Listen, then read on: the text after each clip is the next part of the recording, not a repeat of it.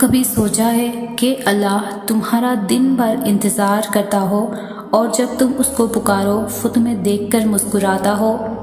آپ کی دعائیں وہ سب کر سکتی ہے جو آپ کا مقدر نہیں کر سکتا۔ جو اللہ پر یقین رکھتے ہیں اللہ ان کے لیے وسیلے بنا ہی دیتا ہے۔ جب امید یقین بن جائے تب شروع ہوتے ہیں معجزے۔ صبر کرو، یقین رکھو، مایوس دل کے لیے معجزے نہیں ہوتے۔ کوئی انسان دکھ اٹھائے بغیر سکھ کی قدر کیسے کر سکتا ہے؟ جب خدا ساتھ ہے تو مایوسی کس بات کی؟ جب دعا مانگنے کی توفیق ہوگی تو قبولیت بھی اسی کے ساتھ ہوگی۔ زندگی صبر سے شکر تک کا سفر ہے، اور اگر دوستی رب سے ہو جائے تو لوگوں کے پیچھے بھاگنا نہیں پڑتا۔ ہو سکتا ہے جس چیز کے لیے تم روتے ہو وہ بس تم سے ایک دعا دور ہو۔ وہ 7 سمندروں کا خالق محبت صرف ایک آنسو سے کرتا ہے۔ زندگی جن زخموں سے بھری پڑی ہے ان زخموں کا علاج صرف سجدے میں موجود ہے۔ کیسے ہو سکتا ہے کہ تم اس سے مدد مانگو اور وہ تمہاری مدد نہ کرے؟ اللہ تو منتظر ہوتا ہے تمہارے لوٹ آنے کا۔ یہ ہم خود ہیں جو اس سے دور آ گئے ہوتے ہیں۔ یہ تو ہم خود ہیں جنہوں نے اپنی ہی جانوں پر ظلم کیا ہے۔ وقت سے پہلے منصوبہ بندی کرنا، وقت سے پہلے سب کچھ سوچ رکھنا، ایسا کرنا غلط نہیں ہے۔ اپنے مستقبل کا سوچنا، اس کے لیے فکر کرنا اچھی بات ہے، لیکن جب ویسا نہ ہو جیسا آپ نے چاہا، آپ نے سوچا، تب مایوس نہیں ہوتے، تب ناشکری نہیں کرتے، تب تمہارے لیے بہتری لکھنے والے سے شکوہ نہیں کرتے، کیونکہ جو تمہارے نصیب میں ہوگا وہ تمہیں مل کر ہی رہے گا، اور جو تمہیں ناممکن لگتا ہے وہ بھی اس کے لیے ایک کن سے ممکن ہو سکتا ہے۔ تمہاری دعائیں، تمہارا انتظار کبھی رائے گا نہیں جائے گا۔ کوشش کیا کرو مگر مایوس نہ ہوا کرو، کیونکہ رب کے فیصلوں سے وہ مایوس ہوتا ہے جو اس پر یقین نہیں رکھتے، جن کا ایمان کمزور ہوتا ہے۔ کہتے ہیں نا، تم چاہ بھی نہیں سکتے اگر وہ نہ چاہے۔ اس بات سے بھی اندازہ نہیں ہوتا کہ اللہ کی مرضی کے علاوہ کچھ بھی نہیں ہو سکتا۔ وہ اللہ 70 ماؤں سے زیادہ پیار کرتا ہے۔ وہ سب جانتا ہے، وہ سب جانتا ہے میرے بندے کی چاہ کیا ہے، مگر اللہ نہ دینا چاہے تو ہم جتنا زبردستی کیوں نہ کر لے کچھ بھی نہیں ہو سکتا۔ اگر آپ کو کسی سے دور کر دیتا ہے نا، وہ کبھی آپ کا تھا ہی نہیں، وہ کبھی بھی مخلص نہیں تھا۔ اللہ کبھی اپنے ایک مخلص بندے کو منافق کے ساتھ نہیں چھوڑتا، یا اگر کوئی چھوڑ جاتا تو اس کی محبت، اسٹیٹس، ہر چیز کا معیار شاید بدل جاتا۔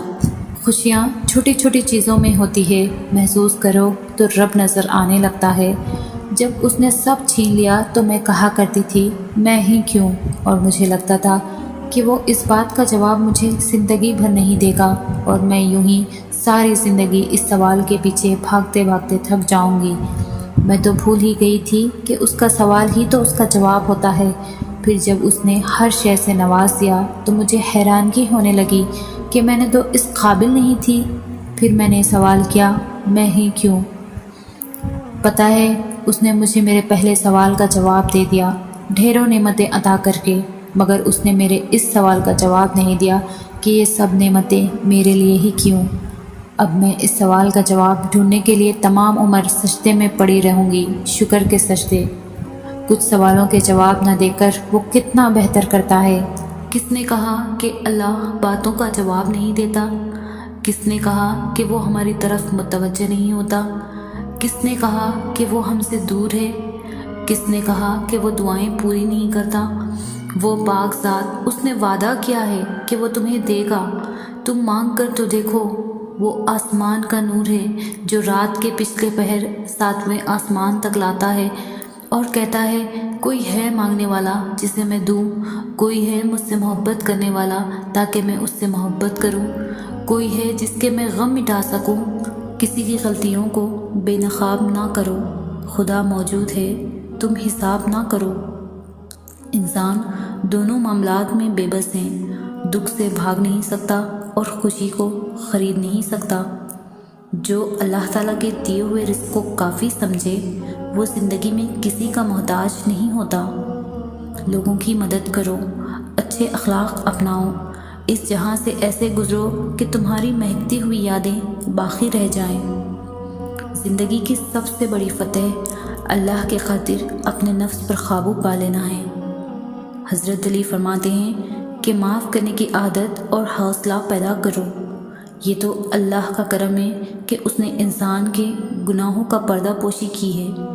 اگر تمہارے درمیان ایک دوسرے کے گناہ ظاہر ہو جاتے تو تم ایک دوسرے کو دفن بھی نہ کرتے۔ جو شخص اللہ کے علاوہ کسی اور سے عزت کا طلبگار ہوتا ہے اسے وہ عزت ہی برباد کر دیتی ہے۔